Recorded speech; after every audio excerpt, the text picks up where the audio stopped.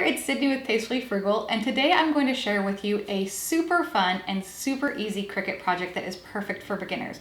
We are going to be making, I know you can't see them yet, but we are going to be making these Harry Potter Shrinky Dink Keychains. Now, like I said, this is a perfect project for beginners because everything that you need for the Cricut portion of this project comes in your box when you get an Air 2 or a Maker. All you need is your machine, your fine point blade, a pen, and then a cutting mat. And the only other supplies you need is your Shrinky Dink paper and some permanent markers. So let's go ahead and get started. I'll show you how to design these designs in Design Space, what settings you want to cut them at, as well as give you some tips for getting the most out of your Shrinky Dink designs. If you want to check out a written tutorial for this project, I did put a link in the description for this video that will show you step-by-step how to make these, including listing out the supplies, where you can buy them from. I will also have a list of all the supplies in the description of this video, but there's some more tips in the blog post for the tutorial as well. While you are looking at the description, go ahead and give this video a thumbs up if you like it so far, and I'd love to have you subscribe. Let's go ahead and get started and take a better look at these keychains and also the materials that we'll need to make this. As I mentioned earlier, everything that you need for the Cricut portion of this project comes when you buy your Air 2 or your Maker machine. You have your fine point blade that's inside the machine, you have your cutting mat, which we're using the standard grip mat here, and then you also have a black pen. I like to use the 0.4 fine tip pen for Shrinky Dinks. I like to outline everything in black, and then I use permanent markers to color it in. I am using the standard grip mat here, but if you have the blue light grip mat, that's totally okay too. Other than that, all you need is Shrinky Dink paper. I bought mine at a local craft store, but I've linked this exact Shrinky Dink paper on Amazon. And then you'll also need the hardware for your keychains. The hardware that I use for these keychains, I really liked. I've also linked it in the description to Amazon because it has the jump ring attached to it. So you only have to buy that. You don't have to buy separate jump rings. And then of course, permanent markers. You can use Sharpie or whatever permanent markers you have. And that's it. That's all you really need. And then of course, an oven and a cookie sheet. But we'll get to that in just a minute. Let's go ahead and hop over to Design Space and show you how to design this project. So here we are in Design Space and we have a blank canvas. The first thing we're going to want to do is go over to Images and add our designs.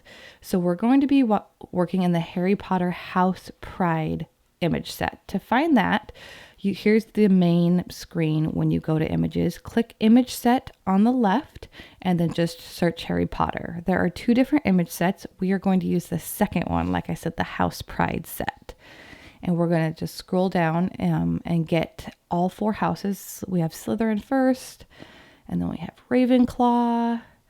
Next we have Gryffindor. And last but not least, we have Hufflepuff. So we can see that all four are there, and we're going to go ahead and insert images. So it takes a little bit for all of them to load, but once you have them in Design Space in your canvas, you want to go ahead and we'll start with just one image. So the first thing to do is we're going to change the size of the design. So we're going to change it to 5 inches high. Now we're going to change some of the line types from cut to draw. You can see that they are all highlighted. All 4 layers are highlighted here in the left panel. We're going to keep the big outline as a cut. That's what the machine's going to cut out. But the other 3 layers we're going to change from cut to draw. So to do that, we'll go up into the top toolbar to our line type tool and change it from cut to draw. We'll do the same thing for the second layer and again for the third layer. That way all of those layers will be drawn on, and then our Cricut will cut out this bottom layer. I'm changing the color to white so I can get a better idea of what it looks like. And so that is what we will see. Where you have a lot of the white space is what we'll be coloring in with the marker. Let's go ahead and we will change the size and the line types for the other designs as well. So we'll work with Ravenclaw right here. Again, the first thing you do is change the size and then change all the line types.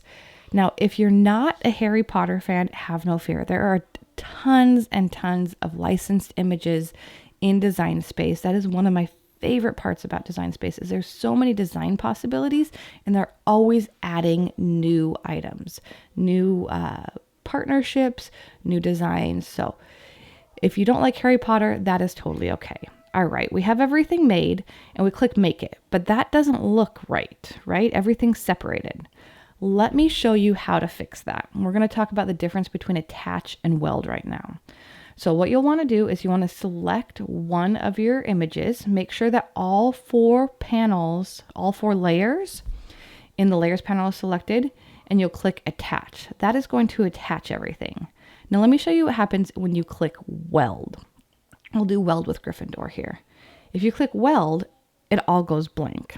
Luckily, when you do a weld, right away once you do a weld, you can undo it. If you weld it and then do several steps, you can't undo it. But the way I like to think of attach versus weld, attach is like a paper clip. Just like there's a paper clip there, you take all of your layers and you basically attach them to the bottom layer with a paper clip. Versus weld, when you weld something, it all becomes one piece. So that's the best way to remember attach versus weld. Since we have multiple layers that we're working with, and we want those layers to appear, we are going to attach. So we're going to use attach on all 4 of our designs. Then when we click make it, everything's the right way. Now also, our Shrinky Dink sheets are 8.5 by 11, so that's what I just did. I changed the material size to 8.5 by 11. And also, because I like to color on the rough side, and the shiny side is the side that we see, we're going to want to mirror the images just like we would for iron-on. So we have both sheets mirrored. Now we're going to select our machine. We'll go down to the Air 2, and once it finds the machine, we can select our base material. Now I've done a ton of Shrinky Dinks, and I found that the best material setting to cut it on is on craft board. You can also do poster board, but I found that craft board gives me the best, cleanest cuts. You're still going to have to do a little bit of working with it, but it's super easy to cut. And then Design Space tells us that we need to load our pen and our A clamp, the fine point blade, and the B clamp. And then once everything is ready, you just press the load button into the machine. So let's go ahead and hop over to our machine. And here we are. We have our mat loaded. We're going to load our pen and our A clamp. We already have the fine point blade and the B clamp, but a little trick I like to do before I put the pen in is I will draw a little bit on a piece of paper with the pen just to make sure that the ink is running smooth. I also store all my pens with the point down so that the ink doesn't dry up. Since we have everything in, we're going to load our mat, and it is going to go ahead and start cutting our design. Another tip when you're using the pen in the machine, you do have to push it down a little bit to make sure it's in there all the way. So give it a little bit of click. The first time I did it, I thought I broke my machine, but it was totally fine.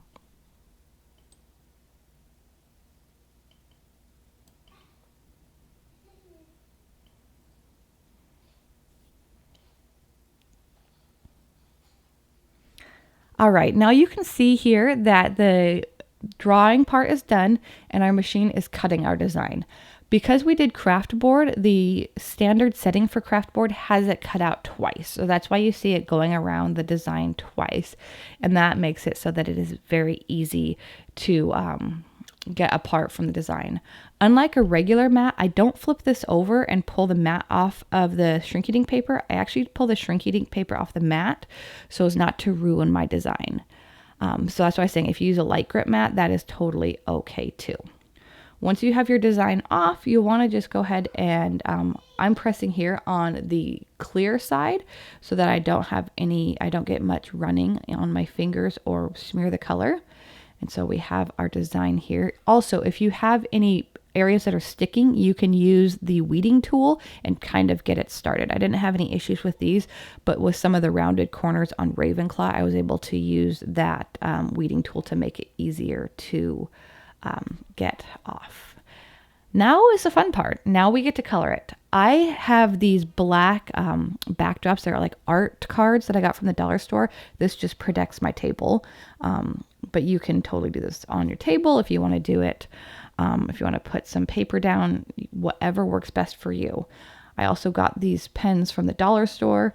I didn't have all of the Harry Potter colors in stock, and I think it was an 8-pack of pens that had all the colors I needed. So we're just going through and we're coloring our design like we did in Design Space, or like it looked in Design Space.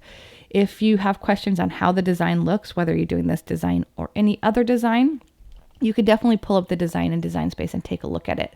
The only thing that I did differently is I did not color in where the house names were, because I was worried that you wouldn't be able to see the name. Other than that, they are exactly how they look in Design Space. Now it does look a little dark right here, but you'll see when you move it over to a white table, it is much lighter. So we have all of our designs colored, and we are going to go ahead and put them on a cookie sheet. I have preheated my oven to 325. And when you put these on your cookie sheet, make sure that none of them are touching. That way it doesn't prevent them from settling flat. So here is a quick little time lapse of them shrinking. So you cook for 2 to 3 minutes. I always set the timer for 3 minutes, but I keep an eye on my Shrinky Dinks. You'll see that they'll bubble up and you're like, what is going on? This is not looking right. But I promise you that they go and they lay flat again. So here they are that are about, I'd say 75% done. And then here they are pretty much done. You can see that they are going and they're laying flat on their own. So once they're out of the oven, you want to let them cool for a little bit. But once they're cooled, you can go ahead and add your hardware for your keychains. If you wanted to make these into charms, this size is a little bit too big, but you could definitely make it smaller to do for like a charm bracelet or a charm necklace. I've linked this little tool in the description of this video. I really like these pliers because they make it super easy to open the jump ring and then also to close it. So you'll want to open the jump ring, put your Shrinky Dink in the jump ring, and then using the flat side of the pliers, you'll just close that jump ring again, and you have your keychain. Let's take a better look at the keychain. I'm always surprised at how thick and sturdy the Shrinky Dinks are when they're done, because the plastic is so flimsy when you make it, but when it's done, it's really thick, and they're not heavy, but they're solid. So this side right here is the frosted side that we colored on. The other side is the smooth side. Both sides look great, and I think this is a perfect size for a keychain. They do shrink down to about 1/3 of the size, so we started at 5 inches, and they came down to this size right here.